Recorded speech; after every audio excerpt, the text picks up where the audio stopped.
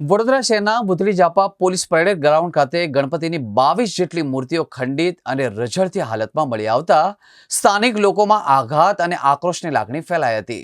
આ ઘટનાની જાણ સામાજિક કાર્યકર કમલેશ પરમાર દ્વારા પોલીસને કરવામાં આવી હતી, જેના પગલે સ્થાનિક પોલીસ અને ઉચ્ચ કક્ષાના પોલીસ અધિકારીઓ ઘટના સ્થળે પહોંચી અને પોલીસ તપાસ હાથ ધરી હતી અને ત્યારબાદ પોલીસે કૃત્રિમ તળાવમાં મૂર્તિઓનું વિધિવત રીતે વિસર્જન કરવામાં આવ્યું હતું।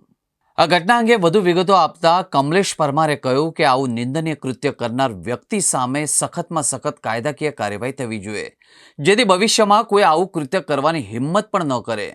અમે માંગ કરી રહ્યા છીએ કે આસપાસના તમામ સીસીટીવી કેમેરા ચેક કરીને ગુનેગારોની ઓળખ કરવામાં આવે।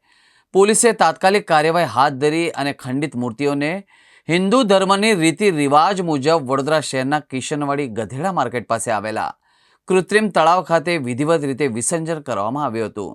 વડોદરા શહેર પોલીસની આ ત્વરિત અને સંવેદનશીલ કાર્યવાહી બદલ સામાજિક કાર્યકર કમલેશ પરમારે આભાર પણ વ્યક્ત કર્યો હતો।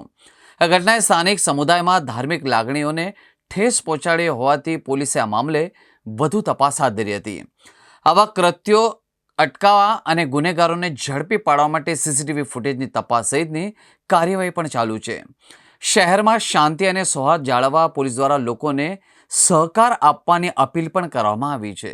વડોદરા શહેરમાં આવેલ જે ભૂતળી જાપા પોલીસ પરેડ ગ્રાઉન્ડ છે તે જગ્યા ઉપરથી આજરોજ જે 22 જેટલી ગણપતિની જે પ્રતિમાઓ ખંડિત હાલતમાં જોવા મળી હતી, ત્યારે વડોદરા શહેરના હિન્દુ ધર્મની લાગણીને ઠેસ ન પહોંચે તે માટે આજે અમે પોલીસને જાણ કરી। પોલીસને જાણ કર્યા બાદ પોલીસ મિત્રો દ્વારા જે કહેવાય છે કે પીઆઈ તેમજ અનેક ઉચ્ચ કક્ષાના અધિકારીઓ પણ સ્થળ તપાસ પર આવ્યા, સાથે સાથે કર્મચારીઓ પણ આવ્યા અને હિન્દુ વિધિ પ્રમાણે આજે ગણપતિની પ્રતિમાઓ કિશનવાડી ગધેડા માર્કેટ ખાતે કૃત્રિમ તળાવ બનાવવામાં આવી છે, ત્યાં આગળ વિસર્જન કરવામાં આવી। પરંતુ ખાસ કરીને જે પણ આ પ્રતિમાઓ ખંડિત હાલતમાં જે મૂકીને ગયું છે તેની સામે સખતમાં સખત કાયદાકીય કાર્યવાહી થવી જોઈએ, કારણ કે વડોદરા શહેર એક સંસ્કારી નગરી છે। સંસ્કારી નગરીમાં જ્યારે આ રીતની ગણપતિની પ્રતિમાઓ રઝળતી હાલતમાં કોઈ પણ જે છોડીને ચાલ્યું ગયું છે તેની સામે સંપૂર્ણ તપાસ કરવી જોઈએ। સાથે સાથે સીસીટીવી કેમેરા પણ તપાસ કરી અને આવા જે પણ કૃત્ય કરનાર વ્યક્તિ સામે કાયદાકીય કાર્યવાહી કરવામાં આવે તેવી પોલીસ કમિશનર સાહેબ પાસેથી અમે અપેક્ષા રાખીએ છીએ। સાથે ગણપતિનો તહેવાર ચાલી રહ્યો છે ત્યારે શાંતિમય રીતે આપણે ગણપતિની સ્થાપના કરી છે, એ જ રીતે શાંતિમય રીતે